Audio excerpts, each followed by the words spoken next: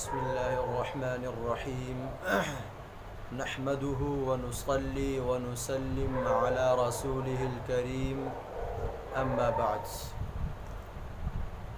روزے کے ان مسائل کا سلسلہ چل رہا تھا جن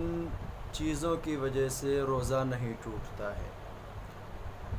ان مسائل میں سے ایک مسئلہ یہ ہے کہ اگر کسی شخص نے روزے کی حالت میں اپنے خون کا ٹیسٹ کروایا تو خون کا ٹیسٹ کروانے سے روزہ نہیں ٹوٹتا ہے، لیکن اتنا خون نہ نکلوایا جائے جس سے کمزوری غالب ہو جائے۔ دوسرا مسئلہ یہ ہے کہ اگر کسی شخص نے روزے کی حالت میں انجیکشن لگوایا یا ٹیکہ لگوایا تو انجیکشن لگوانے اور ٹیکہ لگوانے سے روزہ نہیں ٹوٹتا ہے، کیونکہ دوا براہ راست اور ڈائریکٹلی معدے یا دماغ تک نہیں پہنچتی ہے،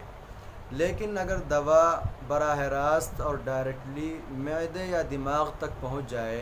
تو روزہ ٹوٹ جاتا ہے۔ تیسرا مسئلہ یہ ہے کہ اگر کسی شخص نے روزے کی حالت میں گلوکوز چڑھوایا تو اگر دوا براہ راست اور ڈائریکٹلی معدے یا دماغ تک نہ پہنچے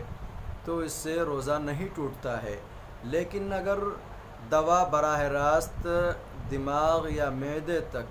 پہنچ جائے تو اس سے روزہ ٹوٹ جاتا ہے۔ چوتھا مسئلہ یہ ہے کہ اگر کسی شخص کے دانت سے خون نکلا، کسی شخص کے مسوڑوں سے خون نکلا اور وہ خون پیٹ کے اندر نہیں گیا تو اس سے روزہ نہیں ٹوٹتا ہے، لیکن اگر مسوڑوں سے خون نکلنے کے بعد وہ خون پیٹ کے اندر چلا گیا تو اس سے روزہ ٹوٹ جاتا ہے۔ پانچواں مسئلہ یہ ہے کہ اگر کسی شخص کے منہ کے اندر، کسی شخص کے حلق کے اندر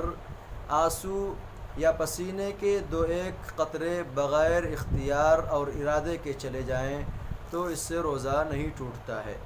چھٹا مسئلہ یہ ہے کہ اگر کسی شخص نے روزے کی حالت میں کان کا میل نکالا تو اس سے روزہ نہیں ٹوٹتا ہے، خواہ روزے دار کان کے اندر کتنی ہی بار سلائی ڈالے۔ ان 6 چیزوں کی وجہ سے روزہ نہیں ٹوٹتا ہے۔ وآخر دعوانا ان الحمد للہ رب العالمین۔